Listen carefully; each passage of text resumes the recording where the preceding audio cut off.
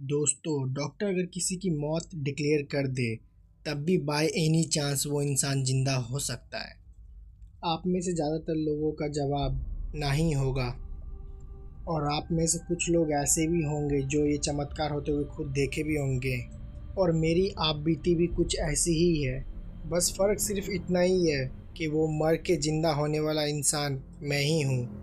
आज से 7 साल करीब पहले मेरा एक भयानक रोड एक्सीडेंट हुआ था, जिससे मेरी बाइक एक 12 पहिए वाली ट्रक से भिड़ गई थी। मेरे हाथ पैर की पूरी हड्डियां टूट चुकी थी और वक्त रहते ही मुझे हॉस्पिटल पहुंचा दिया गया। जब तक मैं होश में था, मैं अपने आप को देख के समझ गया था कि मैं अब नहीं बचूंगा। और हुआ भी ऐसा ही। उसी रात मेरी आंखें हमेशा के लिए बंद हो गई थी। पर ये मेरा अंत नहीं था। अचानक मेरी दिल की धड़कन तेज हो गई और मुझे एक अचानक सा बहुत बड़ा झटका लगा। उसकी वजह से मेरी आंखें खुल गई और जैसे ही आंखें खुली तो मैंने अपने सामने पिताजी को देखा। पिताजी थे, दोनों हाथ जोड़े अपने सर ठिकाए हुए मेरे सामने पड़े हुए थे। फिर मैंने अपने आसपास नज़र फिरा के देखा तो कुछ लोग इर्द गिर्द बैठे हुए थे, जो कि बहुत ही अजीब दिख रहे थे। फिर मैंने एक नज़र अपने पे डाली तो मैंने देखा मेरा पूरा बदन लाल कीचड़ से पूरा सना हुआ है। इतने में ही मैं कुछ समझ पाता, जो मेरे इर्द गिर्द आदमी बैठे हुए थे अचानक ही मेरे आंख पे काली पट्टी बांध दी। फिर मुझे एक कपड़े में लपेटने लगे और मुझे कुछ महसूस होना भी बंद हो गया था, पर मेरी आंखें खुली हुई थी। अब ना तो मुझे कुछ बाहर का सुनाई दे रहा था और ना ही वो मेरे बदन पे लपटा हुआ कपड़ा भी महसूस हो रहा था। इस दौरान मैंने अपने पिताजी, जिसे मैंने अपने सामने खड़ा हुआ देखा था, इर्द गिर्द मैंने देखा कहीं दिखाई नहीं दे रहे थे। फिर मैंने आवाज़ भी लगाई, तब भी कोई रिस्पॉन्स नहीं आ रहा था। फिर मैं पूरा शांत हो गया। फिर अचानक ही मुझे संग की धुनी सुनाई देने लगी। धुनी के फौरन बाद ही आवाज़ भी आने लगी लोगों की। मेरे पे वो लिपटा हुआ कपड़ा और आंखों की पट्टी हटाई गई। फिर जो मैंने देखा अपने परिवार और घर वाले के साथ था। ये देखकर मुझे काफ़ी खुशी हुई, पर ना जाने क्यों मेरे परिवार मेरे करीबी नहीं आ रहे थे। फिर मैंने जब उनसे सवाल करते हुए पूछा, क्या हुआ, तुम लोग मेरे से दूर क्यों भाग रहे हो? फिर मेरे घर वाले ने इसका कुछ जवाब नहीं दिया, बस इशारे से बताया बाथरूम जाने के लिए, क्योंकि वो चिपचिपी लाल मिट्टी अभी भी मेरे पूरे शरीर पे लगा हुआ था।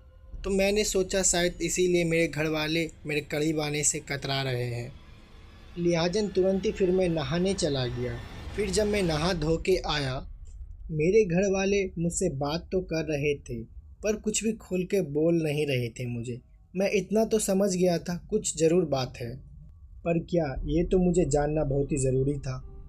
फिर मैंने अपने पिताजी से पूछा, जोर देते हुए कि आखिर बात क्या है। तो पिताजी ने अपनी चुप्पी तोड़ते हुए बताई कि बस बेटा इतना जान लो ये तुम्हारी दूसरी ज़िंदगी है। तुम्हारी मौत 1 साल पहले ही हो चुकी है और तुम्हें मौत की दुनिया से मुझे वापस लाने में 1 साल लग गया। पिताजी के ये कहने से कि मेरी मौत 1 साल पहले हो गई, मुझे कुछ ठीक से समझ में नहीं आया। फिर पिताजी ने मुझे मेरा डेथ सर्टिफिकेट दिखाया तो ये देख के मैं पूरा दंग रह गया। अपना डेथ सर्टिफिकेट देखने के बाद मेरे गले से बात ही नहीं उतर रही थी कि मेरी मौत पहले ही हो चुकी है। मैं अभी और पिताजी से सवाल करता, तभी पिताजी ने मुझे बोला कि कैसे हुआ नहीं हुआ, इस सब से बेटा तुम जितना दूर रहोगे उतना ही हमारे लिए और हमारी फैमिली के लिए अच्छा होगा।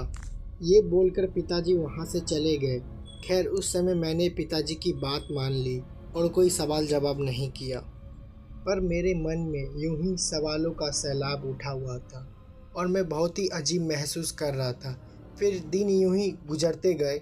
ना जाने क्यों मेरे घर वाले मेरे से यूं ही दूरी बनाए रखते। रात होते ही सब अपने अपने कमरे में चले जाते और अंदर से दरवाज़ा बंद कर लेते। उसके बाद वो लोग एक ही बार अगली सुबह ही वापस आते। फिर मुझे बहुत अजीब महसूस होता। मुझे कभी कभी लगता कि मैं हूँ ही नहीं। कभी कभी अपना शक्ल शीशा में देख के सोच में पड़ जाता ये कौन है। फिर मुझे अलग अलग शौक भी लग गई थी, जैसे कि पेंटिंग की। फिर मैं पेंटिंग बनाता तो वो पेंटिंग बहुत ही डरावनी बनती और बहुत ही मनहूस बनती। क्योंकि उस पेंटिंग में जब भी मैं बनाता किसी न किसी की मौत ही होती रहती है, वो भी बहुत दर्दनाक तरीके से। हैरानी की बात तो ये है, मुझे कुछ पता ही नहीं चलता कब मैंने पेंटिंग बनाना शुरू किया है और कब ख़त्म। पेंटिंग तक तो ठीक था, पर गुजरते वक्त के साथ मेरे साथ एक चीज़ और होने लगी। दरअसल एक सुबह जब मेरी आंख खुली तो मैंने देखा अपने बिस्तर पे नहीं, कब्रिस्तान के किसी कब्र पे लेटा हुआ हूँ। अपने आप को उस कब्र पे लेटा हुआ देखकर मैंने ज़ोर से चीखा और गिरते पड़ते उस कब्रिस्तान से पहले बाहर भागा। फिर जाकर मेरा शरीर मेरे काबू में आया। फिर मैंने जैसे ही बाहर इधर उधर देखा तो मुझे एक बस स्टॉप दिखाई दिया जहाँ कुछ लोग मौजूद थे। फिर मैंने जाके उन लोगों से पूछा कि कौन सी जगह है, तो उन्होंने बताया कि ये हसरंगाबाद है। आज से पहले कभी भी इस जगह के बारे में मैंने नहीं सुना था। फिर मैंने उनसे पूछा कि यहाँ से सरौली कितना दूर है, तो उन्होंने बताया कौन सा सरौली। तो उन्होंने इस पे सवाल करते हुए पूछा, मक्के वाला या बिरौदा वाला सरौली की बात कर रहे हो आप? बिरौदा वाला नाम सुन के मैंने बोला, हाँ हाँ, बिरौदा वाला ही सरौली। हाँ, मैं उसकी ही बात कर रहा हूँ, पर वो तो यहाँ से 350 किलोमीटर की दूरी पे है। इसके लिए तो आपको बस सामियाने से मिलेगी, नहीं तो आप ढोचकी रेलवे स्टेशन से ट्रेन भी पकड़ सकते हो। पूर्वैया एक्सप्रेस शाम के 7 बजे जाती है। दोस्तों, ये जानने के बाद मैंने ढोचकी पहुंचा और ढोचकी से वापस ट्रेन ले ली। और दोस्तों, मेरा मन बहुत आसान था, क्योंकि ये कोई मामूली बात नहीं था। अपने घर से 350 किलोमीटर कोई कब्रिस्तान में पहुंच जाना, और सबसे बड़ी बात, मुझे कुछ याद भी नहीं था कि क्या हुआ मेरे साथ। पर मुझे इतना ज़रूर पता था, इस सब के बारे में पिताजी ज़रूर जानते होंगे। फिर जैसे ही मैं अपने घर गया, पर देखा सूरज ढल चुका था और रात हो गई थी। पिताजी अपने कमरे की गेट लगा के सो चुके थे, और मुझे पूरा अंदाज़ा था कि गेट ढकाने के बाद भी पिताजी गेट नहीं खोलेंगे। फिर मैंने गेट ढकाया, बहुत ही आवाज़ भी लगाई, पर पिताजी का कोई भी आवाज़ नहीं आया और ना ही कुछ रिस्पॉन्स किए। फिर वहीं मैं दरवाज़ा पीटते पीटते आंखों में आंसू लिए बैठ गया था, और मुझे बहुत ही तकलीफ़ हो रहा था। एक तो यहाँ पे मेरे साथ ऐसी घटना हो रही थी, और एक परिवार का ऐसा रूप रंग देख के मुझे बहुत ही दर्द हो रहा था। खैर, मेरे आंसू के साथ रात भी गहराते गई, और मेरे आंखों पे भी भारीपन सा लगने लगा था, और बार बार आँख के पलक झपकते ही नींद मुझे अपने आहोश में ले रही थी। और मुझे इस बात का ज़्यादा डर था, कहीं मैं सो गया तो कहीं फिर से मैं उस कब्रिस्तान में न पहुंच जाऊं। इसलिए डर की वजह से मैं अपनी पथरीली हुई आंखों से पूरी रात गुजार दिया। फिर सुबह होते ही पिताजी ने गेट खोला और मुझे देख के रो पड़े और बोले, ये सब जो हो रहा है बेटा, मेरे वजह से ही हो रहा है। काश उस टाइम मैंने उस आदमी की बात नहीं मानी होती।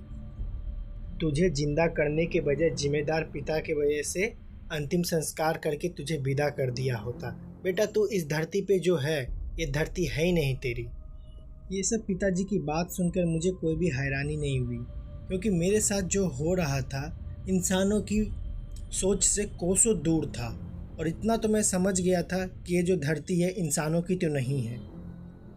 ये सब पिताजी बोलकर फिर अपने कमरे के अंदर चले गए और गेट बंद कर दिए, और बोले, बेटा तू यहाँ से कहीं दूर चला जा और दोबारा यहाँ कभी लौट के मत आना। ये सुनकर फिर से मैं जिंदा मर गया।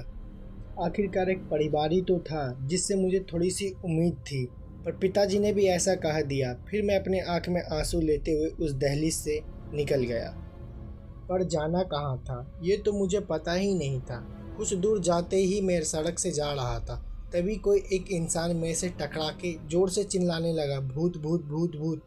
फिर जैसे मेरी नज़र उस इंसान पे पड़ी जो मुझे देख के भूत भूत चिल्ला रहा था, फिर मैंने उसका कान पकड़ा और कान पकड़ के मरोड़ते हुए बोला, साले तू सुधरेगा नहीं, आते ही मस्करी करना शुरू कर दिया तू। और वो इंसान और कोई नहीं, मेरे ही कॉलेज का दोस्त वरुण था। फिर वो एकदम सा चुप हो गया। फिर मुझे बताया कि वो एक्सीडेंट में तू 1 साल पहले मर गया था। हम सब तेरे अंतिम संस्कार में भी पहुँचे थे। ये अलग बात है कि तेरे अंतिम संस्कार में आए सभी लोगों को अचानक ही तेरे पिताजी ने वापस चले जाने को कहा, और सबको बोला ज़रूरत नहीं है ये तमाशा देखने के लिए, और ऐसे व्यवहार के कारण तभी सभी कोई चले गए। पर मुझे अभी भी यकीन नहीं हो रहा है कि तू अभी भी ज़िंदा है। इतना तो मैं समझ चुका था कि मैं सच में मर चुका हूँ, पर दिक्कत की बात तो ये थी, वो एक्सीडेंट के अलावा मुझे और कोई बात याद ही नहीं थी क्या हुआ था मेरे साथ। फिर मैंने सारी बात वरुण को बताई। वरुण को भी सुन के होश उड़ गए, पर वरुण को पूरा विश्वास था जो मेरे साथ हुआ था। हकीकत में तो कोई मरता हुआ आदमी भी कभी भी विश्वास नहीं करेगा, क्योंकि वरुण ने मुझे जिंदा भी देखा था और मरते हुए भी देखा था। खैर, ये सब सुनने के बाद वरुण ने अपने मुझे साथ में चलने को कहा। फिर मेरे मन में ये भी आ रहा था मैं कहाँ जाऊँ नहीं जाऊँ। फिर हालांकि मैं वरुण के साथ चलने लगा। हम उसके घर जा रहे थे। चलते चलते वरुण को अचानक एक रास्ते पे एक भुड़के वाली औरत दिखाई दी। फिर वरुण ने उसको देख के अचानक से बोला, हाँ हाँ मुझे याद आया, तेरे अंतिम संस्कार पे जब मैं पहुंचा था तेरे घर, तो तेरे पिताजी को एक भुड़के वाली से अकेले साइड में बात करते हुए सुना था। और वो भुड़का काला नहीं था, नीले रंग का था वो भुड़का। वरुण की ये बात सुन के मैं सोच में पड़ गया कि भुड़के वाली कौन थी और पिताजी उससे अकेले में क्या बात कर रहे थे हाथ जोड़ के। बढ़ते सवालों के साथ मैं वरुण के घर पहुंचा और उसके घर पे जाके खाना खाने लगा।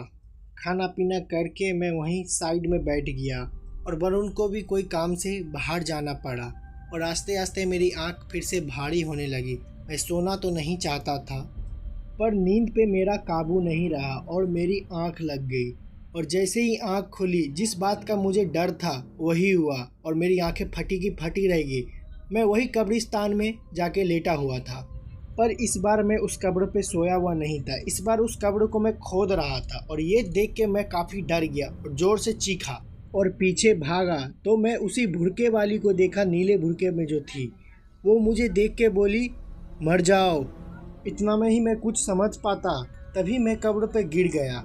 फिर जो हुआ दोस्तों मेरे साथ उस रात, आपके रोंगटे खड़े हो जाएंगे सुन के।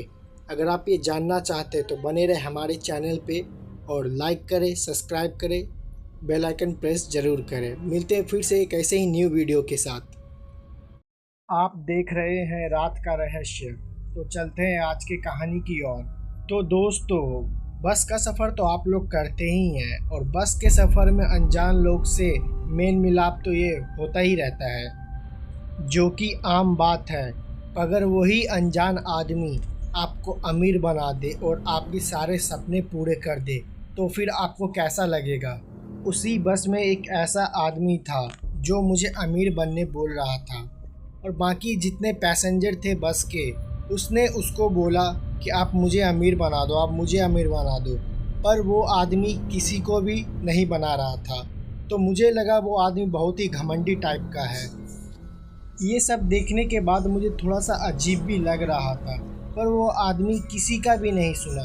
फिर वो आदमी मुझे बोला, क्या हुआ, आ रहा है तू मेरे साथ? और मुझे कुछ समझ में नहीं आ रहा था, लोग इस आदमी से इतना मिन्नतें क्यों कर रहे हैं, आखिरकार ये है कौन। फिर से उस आदमी ने मुझे बोला, क्या हुआ, आ रहा है तू मेरे साथ? फिर मैं उस आदमी के साथ चला गया दोस्तों। फिर उसके बाद जो मेरे साथ हुआ वो सुन के आप पूरा हैरान हो जाएंगे। दोस्तों, मेरी सारी बात सुनने के बाद आपका भी जो है डर से रूबरू हो जाएगा। दोस्तों, मेरा नाम बीरू है। मैं झारखंड का रहने वाला हूँ और झारखंड के एक छोटे से कॉलेज में अभी पढ़ाई कर रहा हूँ। लेकिन दोस्तों, मैं सही बताऊँ तो मुझे पढ़ाई करने का बिल्कुल भी मन नहीं था। बस घर वाले के चक्कर में मैं पढ़ाई करता था और घर वाले बोलते थे अगर पढ़ाई नहीं करेगा तो तू पैसे कैसे कमाएगा। घर वाले मेरे पे रोज़ाना डेली चिल्लाते थे और मुझको बोलते थे पढ़ाई नहीं करेगा तो पैसे कैसे कमाएगा। तो मैं बोलता था मैं पैसे और भी तरीके से कमा सकता हूँ और मैं हमेशा शॉर्टकटी तरीका यूज़ करना चाहता था पैसा कमाने के लिए। इसलिए घर वालन के चक्कर में मुझे मजबूरन पढ़ाई करनी पड़ती थी। मैं हमेशा से शॉर्टकट तरीका ही अपनाना चाहता था और शॉर्टकट में मैंने बहुत बार पैसा भी कमाया, पर जितना मुझे चाहिए था उतना मैं कमा नहीं सका। इसलिए मुझे शॉर्टकट तरीका ही अच्छा लगता था पैसा कमाने का। खैर, मेरे दिन ऐसे ही बीत रहे थे। एक दिन मेरे कॉलेज से मुझे एक प्रोजेक्ट मिला था जो मुझे किसी बाहर देश में जाके वहाँ की जानकारी लेना था। एक तो मुझे ऐसे ही पढ़ाई का में अच्छा नहीं लगता था और ऊपर से ये स्कूल वाले कॉलेज वाले इधर उधर भेज के दिमाग ख़राब करते रहते थे। और ये कॉलेज वाले जो मैं नहीं करना चाहता वही ज़बरदस्ती मेरे से करवा रहे थे। फिर प्रोजेक्ट के मिलते ही मैंने अपने घर वालों को बताया। फिर घर वाले ने बोला जाने की तैयारी कर। मैं नहीं जाना चाहता था, फिर भी अपना मन मार के मैं जाने के लिए तैयार हो गया। बैग सब पैकिंग कर लिया क्योंकि मुझे दूसरे शहर जाना था और मुझे बस से जाना था। तो मैं जाने के लिए तैयार था। बस शाम की थी। फिर मैं अपने शाम को तय समय से घर से निकल गया। फिर मैं वहाँ से ऑटो लिया और बस डिपो की तरफ जाने लगा। कुछ देर बाद बस डिपो के पास पहुँचने के बाद मुझे पता चला यहाँ पे तो आज बहुत कम बस चल रही है और कुछ ही बस वहाँ पे खड़ी थी, जिस वजह से मुझे बस मिल नहीं रहा था। फिर मैं इधर उधर कितना पूछने के बाद मुझे एक बस दिखाई दी। फिर मैंने बस कंडक्टर से पूछा क्या ये बस वहाँ जाएगी, तो बस वाले बोले हाँ ये बस वहीं जा रही है। फिर इतना सुनने के बाद मैं जाके बस के अंदर बैठ गया। बस के अंदर काफ़ी लोग थे, वहाँ पे कुछ आदमी दिखाई दे रहे थे बस के अंदर। फिर मैं जाके एक सीट के पास जाके बैठ गया। मेरी बगल की सीट खाली थी, तो मुझे ऐसा लगा कि शायद ये लगता है बस भर के यहाँ से अब जाएगी। तभी बस ड्राइवर ने बस को स्टार्ट कर दिया और काफ़ी रात भी हो चुका था और बस के जाने का टाइम भी हो चुका था। फिर बस वहाँ से स्टार्ट होके निकल गई। तभी मैंने अपने कान में हेडफोन लगा लिया और गाना का आनंद लेने लगा। गर्मी का महीना था और खिड़की से ठंडी ठंडी हवा मुझे एक अलग ही एहसास दिला रही थी। ऐसे सफ़र करना तो मुझे काफ़ी पसंद था, पर अगर मेरी पसंद का सफ़र हो तो। बस को चलते चलते काफ़ी 2 घंटे हो चुके थे और मुझे आस्ते आस्ते अब नींद भी आने लगी थी। तभी मैंने अपने हेडफोन को उतार के बैग में रख दिया। फिर मैं जैसे ही सोने जा रहा था बस एकदम से रुकी। फिर मैं खिड़की के बाहर जब देखा तो वहाँ पे एक आदमी खड़ा था, उसके लिए बस को रोका गया था। फिर वो आदमी अंदर आके मेरे पास बैठ गया। फिर वहाँ से बस चलनी स्टार्ट हो गई। फिर बस के जितने भी पैसेंजर थे सभी उसके पास आके बोलने लगे भाई साहब मुझे अमीर बना दो, कोई बोलता मुझे अमीर बना दो। फिर ये सब देख के मैं सोच रहा था क्या ये सब पागल हो गए हैं। फिर हाँ ये बात था कि वो जो आदमी था पूरे शरीर पे सोने का सामान पहना हुआ था। हाँ इससे ये तो ज़रूर साबित होता था कि वो आदमी जो है बहुत ही मालदार है, पर मुझे ये समझ नहीं आ रहा था कि ये आदमी उसके सामने ऐसे भीख क्यों मांग रहे हैं और ये आदमी किसी भी बातों का कोई जवाब नहीं दे रहा था। मुझे गुस्सा तो बहुत आ रहा था कि ये आदमी कितना घमंडी है, पर इसको कोई फ़र्क नहीं पड़ रहा था और मुझे गुस्सा भी बहुत आ रहा था उस आदमी पे। फिर जब मुझसे बर्दाश्त नहीं हुआ फिर मैं पैसेंजर को बोला कि आप लोग ये क्या हो गया है, आप लोग पागल तो नहीं हो गए, भला ये आदमी के सामने आप ऐसे क्यों बोल रहे हो और ये आपको कैसे अमीर बना देगा। जब ये आदमी कोई जवाब ही नहीं दे रहा है तो आप लोग क्यों पागलों की तरह इसके पीछे पड़े हुए हैं। तो वो पैसेंजर फिर मुझे बोलता है भाई आपको नहीं पता ये आदमी जिसे अगर साथ में जाने को बोले तो उसको पक्का ये अमीर बना देता है। फिर मैंने उन लोगों से बोला क्या ये फालतू की बात कर रहे हो, ऐसे भी भला क्या होता है। तो वो आदमी ने मुझे बोला कि भाई आपको नहीं पता ये आदमी पक्का जिसे ले जाता है वो सही में अमीर बन जाता है, आपको विश्वास नहीं होगा आप ये वीडियो देखो। फिर मैं वीडियो में देखा तो वो बता रहा था ये मेरा चाचा है जो आज बहुत अमीर बन चुका है और वीडियो में सही में एक आदमी उसके साथ जा रहा था जो बहुत ही अमीर बन चुका था। मैं ये सब सोच ही रहा था कि भला ऐसे भी कैसे हो सकता है। तभी उस आदमी ने मुझे बोला भाई तुम भी एक बार पूछ लो, क्या पता वो खुशनसीब आदमी तुम ही हो। मैं बोलना तो नहीं चाहता था, फिर तब भी मैंने सोचा कि एक बार मैं बात करके देखता हूँ। फिर मैंने भी सोचा चलो अब मैं पूछ ही लेता हूँ। मेरे मन में भी अंदर अंदर लालच पूरी भर चुकी थी उन लोगों की तरह, और ऐसे भी शॉर्टकट तरीका अपना के पैसा कमाना तो मैं सोच ही रहा था कि कैसे भी मैं अमीर बन जाऊँ। फिर मैं आखिरकार उस आदमी को बोल ही दिया क्या आप मुझे अमीर बना दोगे, पर उसका कुछ जवाब नहीं आया। तो मैं अपने आप को कोसने लगा शायद मेरे नसीब में लिखा ही नहीं है कि मैं अमीर कभी बन पाऊँ। तभी अचानक से बस की ब्रेक लग जाती है। तभी वो आदमी उठता है और मुझे बोलता है चलो साथ में। तभी बस के सारे पैसेंजर मुझे देखने लगे और मुझे भी अपने खुशी का ठिकाना नहीं था। वो आदमी बार बार मुझे बोल रहा था भाई तू साथ में चल रहा है ना तो जल्दी आ जा। फिर सब कोई मुझे देखे ही जा रहे थे कि भाई अचानक वो आदमी इसको कैसे बुला लिया। फिर मैं बस के नीचे उतरा उसके साथ और सारे पैसेंजर मुझे बस की खिड़की से देखे ही जा रहे थे। फिर मैं देख पा रहा था सारे पैसेंजर का मुंह एकदम उतरा सा हुआ था, एकदम उदास हो चुके थे। मैं इतना तो समझ गया था कि वो लोग को सदमा लग गया कि ये आदमी इसे कैसे बुला लिया, और मैं अपने मन में बहुत ही खुश हो रहा था कि आज तो मैं पक्का अमीर बन ही जाऊंगा। फिर मैं उतर गया, बस भी वहाँ से चली गई। फिर मैं कुछ देर वहाँ पे रुका उस आदमी के साथ। फिर मैंने उस आदमी को बोला अरे भाई साहब आप मुझे कैसे अमीर बना दोगे, मेरे बोलने पे भी उसका कुछ जवाब नहीं आया तो मुझे बहुत ही गुस्सा आने लगा। वो कुछ बोल ही नहीं रहा था इसके बारे में, पर मैं कर भी क्या सकता था, मुझे अमीर जो बनना था। फिर वो आदमी चलने लगा, फिर मैं भी उसके पीछे जाने लगा। वो बोला चलो मेरे साथ पीछे पीछे, मैं भी उसके साथ चलने लगा। फिर वो मुझे एक सुनसान सी जगह पे लेके जाने लगा, पर मैं कर भी क्या सकता था, मैं भी उसके साथ चला गया। फिर वो जहाँ पे मुझे लेके गया वो एक सुनसान सा जगह था, वहाँ पे एक गांव बसा हुआ था और वहाँ पे इस आदमी का एक आलीशान महल भी था। वो आलीशान महल में मुझे लेके आया। फिर वो आदमी ने मुझे बोला कि जैसे मैं अमीर बना हूँ वैसे मैं बना दूंगा, पर इतना आसान भी नहीं है जितना तुम सोच रहे हो। जैसे मैंने सबको अमीर बनाया है ये काम बहुत ही मुश्किल है, और मैं तुम्हें जो बताने वाला हूँ वो सुन के शायद तुम्हें डर भी लग जाए और तुम ना भी कर पाओ। अगर अमीर बनना चाहते हो तो करना पड़ेगा। मैं उसका सारा बात एकदम ही ध्यान से सुन रहा था। तुम्हारे पास के जंगल में तुम जाना मांस के टुकड़े के साथ, और मांस का टुकड़ा जब तुम चलोगे पीछे एक एक करके फेंकते जाना, और हाँ ध्यान रखना कि तुम्हें पीछे मुड़ के एक बार भी नहीं देखना है, बस मांस के टुकड़ों को फेंकते हुए आगे जाना है। और हाँ, जिस दिन तुम्हें वो मांस चबाने की आवाज़ आने लगेगी समझ जाना तुम्हारा काम होने लगा है। और हाँ, जिस दिन वो आवाज़ आएगा तुम्हें साथ में एक लोटा भी लेके जाना है।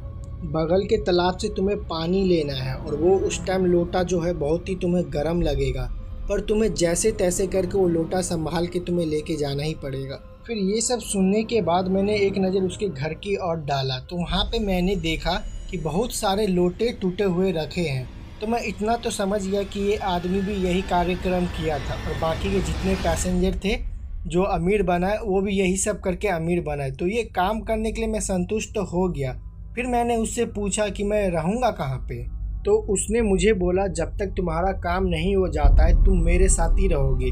ये सुनकर मैं बहुत ही खुश हो गया था। मैंने सोचा चलो रहने होने का तो इंतज़ाम हो गया है। फिर मैं घर वाले को सोचा फ़ोन करके बोल दूंगा कि अभी मुझे आने में टाइम लग जाएगा। फिर मैंने उस आदमी से बोला भाई साहब मैं रेडी हूँ अब करने के लिए। तो आदमी ने बोला ठीक है चलो, कल रात को मांस के टुकड़ों को लेके जैसा मैंने तुम्हें बोला है वैसा ही करना होगा। और हाँ याद रहे पीछे मुड़ के तुम्हें बिल्कुल भी नहीं देखना है, नहीं तो इसका अंजाम बहुत ही बुरा होगा। ये सुनकर तो मैं थोड़ा सा डर गया, पर मैं क्या ही करता, बात जो अमीर बनने की थी। फिर ऐसे ही होते होते कल के सुबह के शाम हो गए।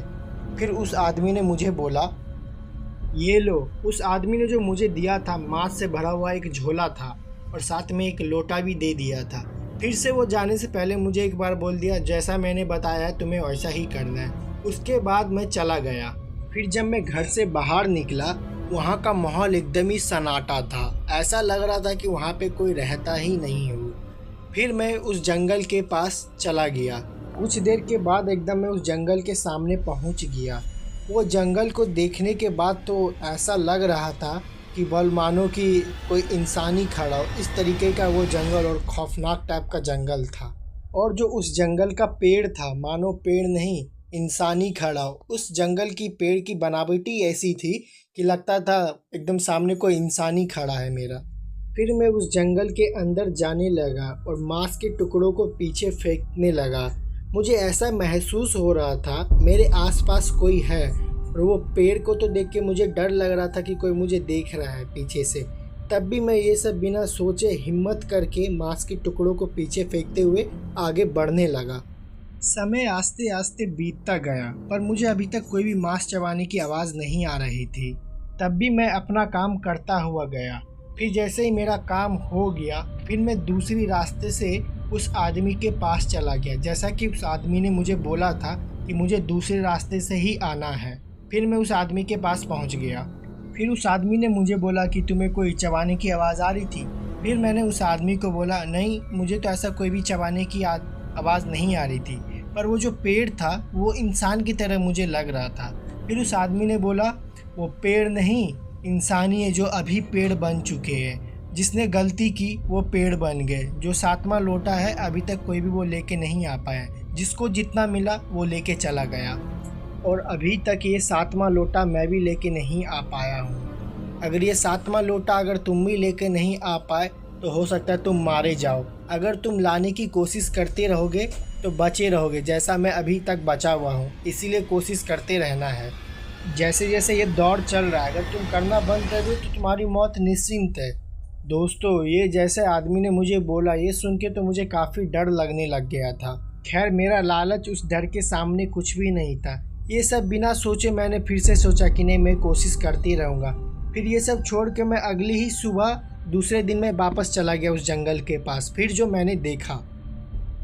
मैंने देखा वो सब मांस के टुकड़े ऐसे ही पड़े थे, एकदम वैसा ही माहौल था। फिर मैंने उतना नहीं सोच के अपना काम जारी कर दिया। फिर मैंने मांस के टुकड़ा पीछे फेंकना शुरू कर दिया। फिर जैसे ही मेरा मांस ख़त्म हो गया, फिर वही दूसरी रास्ता से मैं उस इंसान के पास पहुंच गया। फिर मैंने उस आदमी को सब बात बताई कि आज भी मुझे मांस चबाने की कोई भी आवाज़ नहीं आया। तो उस इंसान ने मुझे बोला कि बस तुम काम करते रहो। ऐसे करते करते मुझे 3 दिन बीत चुका था। फिर मैं जैसे ही चौथे दिन उस जंगल के पास पहुंचा, तभी मेरे कानों में मांस चबाने की आवाज़ आने लगी। ये सुन के तो मेरे पूरे कान खड़े ही हो गए और मैं अंदर ही अंदर खुश होने लगा था कि आज तो मेरा काम पक्का हो ही जाएगा। फिर मैं तभी वो तालाब जिसकी वो आदमी बात कर रहा था, वो तालाब की ओर में बढ़ने लगा। और वो तालाब देखने के बाद तो मैं थोड़ा शॉक सा हो गया, क्योंकि वो बाकी तालाब से बहुत ही अलग था। फिर मैंने उतना सोचा नहीं, वो तालाब के पास जाके उस तालाब का पानी ले लिया लोटा में।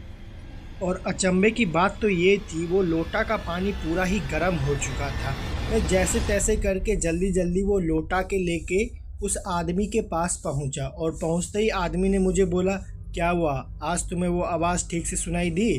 तो मैंने बोला, हाँ, मुझे आज वो आवाज़ सुनाई दी। और वो लोटा को मैं आदमी को देने लगा। तभी उस आदमी ने मुझे बोला कि लोटा को तुमने एक बार देखा भी है? मैंने ना में जवाब दिया। फिर मैं सोचा कि एक बार मैं लोटा पे ध्यान देता हूँ। फिर मैं जैसे ही लोटा के अंदर देखा तो उसमें सही में पूरे सोने के सिक्के भरे हुए थे। उस सोने के सिक्के को अब मैं अपने हाथों से छूने लगा था और छू के मुझे ऐसा एहसास होने लगा था, अब तो मैं अमीर बन ही जाऊंगा, अब मुझे कोई चीज़ की भी कमी नहीं होगी। फिर मैंने उस आदमी को बोला कि ये तो मुझे मिल गया है, अब क्या मैं जा सकता हूँ? उस आदमी ने बोला, ज़्यादा खुश मत हो, ये तो पहला पड़ाव था, अभी 6 पड़ाव और बचा हुआ है। तो उस आदमी ने बोला, अगर मैं ना करूँ, यही लेके चला जाऊँ तो? उस आदमी ने बोला, तुम लेके जा सकते हो, पर इससे तुम ज़्यादा दिन बचोगे नहीं, मारे जाओगे। ये उस आदमी की बात सुन के तो मुझे ऐसा लग रहा था कि मैं यहाँ पे फंस चुका हूँ। फिर मैंने उस आदमी को बोला, ठीक है, मैं अपना पूरा कोशिश करूँगा। फिर ये काम ऐसे ही चलता रहा, पर ऐसे करते करते मैं 5वें लोटे तक ही पहुँच गया और मेरी हिम्मत पूरी टूट चुकी थी और मुझे घर जाने का भी बहुत मन कर रहा था। और मैं सोचा कि मैं उस आदमी को जाके बोल दूं कि अब मेरे से नहीं हो पा रहा है। फिर मैंने उस आदमी को बोल दिया, अब मेरे से नहीं हो पा रहा है, मेरे अंदर बिल्कुल भी साहस नहीं है। तो उस आदमी ने बोला, तुम जा सकते हो, पर तुम ज़्यादा दिन बचोगे नहीं, और ये जो सोना है तुम यूज़ नहीं कर पाओगे, तुम्हारा फैमिली ही यूज़ कर पाएगा। तो ये सुन के मैं डर गया। फिर मैंने उस आदमी को बोला कि इससे बचने का कोई उपाय नहीं है। उसने बोला, उपाय है, यहाँ से थोड़ी ही दूर आगे एक संत बाबा बैठते हैं, वो बाबा सारी समस्या का हल करते हैं, तुम्हारा भी हल कर देंगे। अगर वो चाहेंगे तो तुम बच पाओगे, पर उनसे मिलना इतना भी आसान नहीं है जितना तुम सोच रहे हो। फिर मैंने उनसे बोला कि वो तो अब मैं देख लूँगा, मुझे कैसे जाना है। फिर सारा सामान लेके मैं निकल गया। फिर मैं वहाँ पे पहुँच गया जहाँ पे वो बाबा रहते थे, पर मैं किसी से भी पूछता तो कोई मुझे उनसे मिलने ही नहीं देता। ऐसे ही करते करते मुझे 1-2 महीना बीत चुका था। फिर मेरा जो शरीर है वो भी बदलने लगा था। मैं इतना तो समझ गया, अब मेरी मौत पक्की है, ना ही मुझे वो बाबा से कोई मिलने दे रहा था। मैं यही सब मन में सोच ही रहा था, अब तो मैं बचूंगा नहीं। तभी मुझे दिखाई दिया वो संत का गेट। तभी मैंने अचानक से वो बाबा का गेट खोल दिया और वो बाबा वहीं पे थे। अचानक मुझे उनकी दर्शन हो गई। उनके आशीर्वाद से मैंने उनसे बातचीत की। उन्होंने बोला, तुम्हें कुछ नहीं होगा। फिर तभी मैं नॉर्मल हो गया, मैं पूरा ठीक सा हो गया था। फिर मैं अपने घर जाने लगा। वहाँ पे मेरे मम्मी पापा बहुत ही परेशान थे। दोस्तों, फिर मैं घर पहुँच गया, पर मुझे अभी भी लगता है कि मैं कहीं मर ना जाऊँ। पर वो बाबा की कृपा से मैं अभी भी ठीक हूँ एकदम, और मैं उनको बहुत पूछता भी हूँ। तो दोस्तों, इस कहानी में बस इतना ही। कहानी पसंद आया हो तो चैनल को सब्सक्राइब करें, लाइक करें, कमेंट करें, और आप कमेंट में बताइएगा आपको किस टाइप का कहानी चाहिए। हम आपकी कहानी ज़रूर लेके आएंगे। तो इस कहानी में बस इतना ही।